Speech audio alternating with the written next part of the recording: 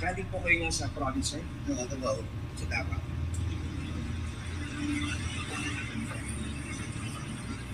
Ito na ako tayo.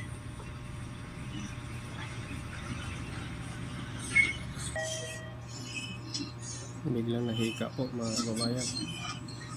Gusto po tayo? Iwasan na din ako. Sila na lang mag-head. Please. Kayo nga na ito.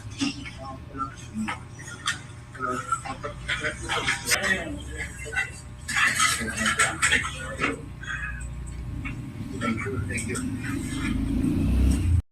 Hello guys, hello mga paps, good morning mga kababayan, Luzon, Visayas at Mindanao. Magandang umaga po sa ating lahat. Yan po mga kababayan, mayroong mainit-init tayong balita ngayon, no? Inyong narinig sa social media or sa mainstream media mga kababayan. Inyong narinig ito mga fake news peddlers, itong isang batikan na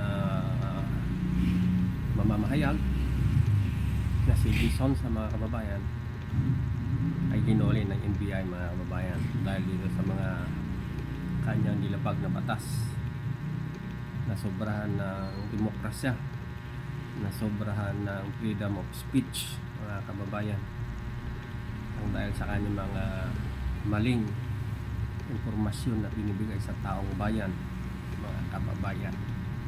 Kaya yun, hinuli ng NBI.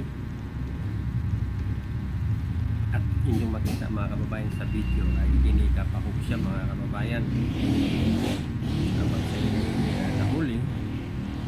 At pagkatapos nun, same old story, naka-wheelchair katulad sa kanilang small lady, may neck brace, wheelchair. Diba mga kababayan?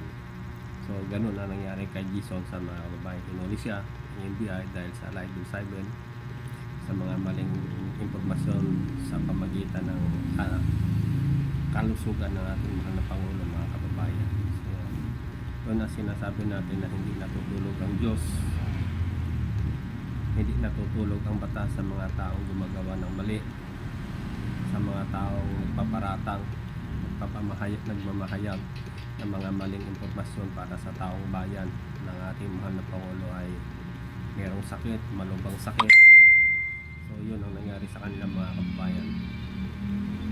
At sana mga kababayan ng ating magigiting na kongreso at ating mga senador mga kababayan ay gumawa ng batas para dito sa mga cyber libel na to, sa mga faking informasyon, sa mga fake news peddlers, na sana lakihan nila mga kababayan ang bail o piyansa.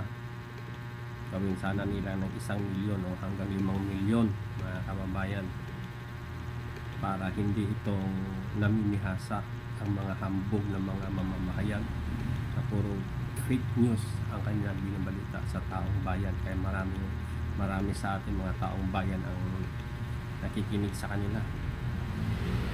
Ang dami nilang mga followers, ang dami nilang subscribers, kaya maraming tao ang naniniwala sa kanila. Kaya maraming salamat sa NBI na patuloy gumagawa sa ikakakaunlad ng bayan natin na maano itong mga fake news peddlers na ito, mapigilan mga maling pamamahayag. At meron pang 3 personalities mga kababayan. Ang isa pa ay si Eloy Pugres mga kababayan, isang Ilongga na sobrang kahambog. Abi mo daw siya lang ang makabalo, siya lang ang nakakaintindi. Sobrang hambog sa iyang mga ginasiling to sa iyang Facebook account. Ang ating mahal na Pangulo ay may sakit, malubhang sakit.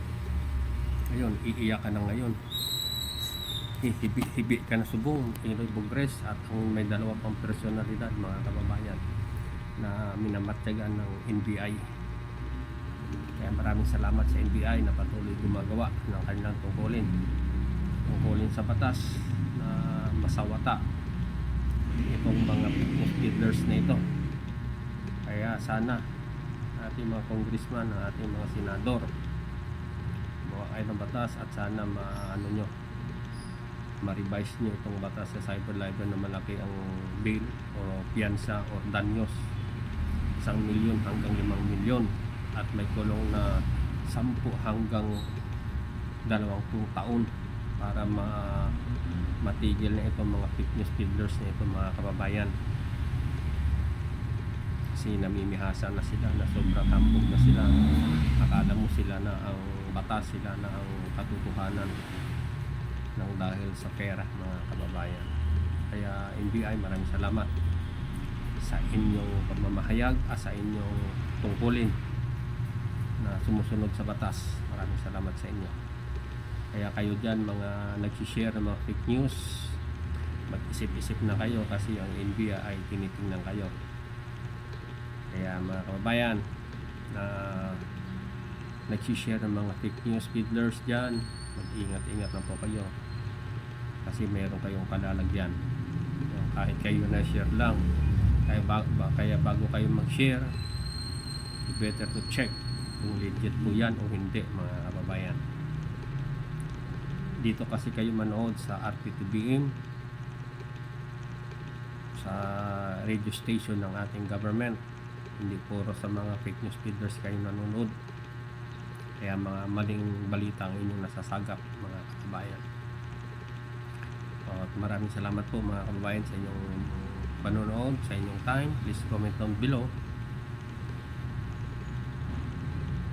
At sana dumami pang ating komunidad, mga kababayan. Maraming salamat sa inyo, sa ating mga kababayan dyan sa ibang bansa. Magandang umaga, magandang tanghali at magandang gabi.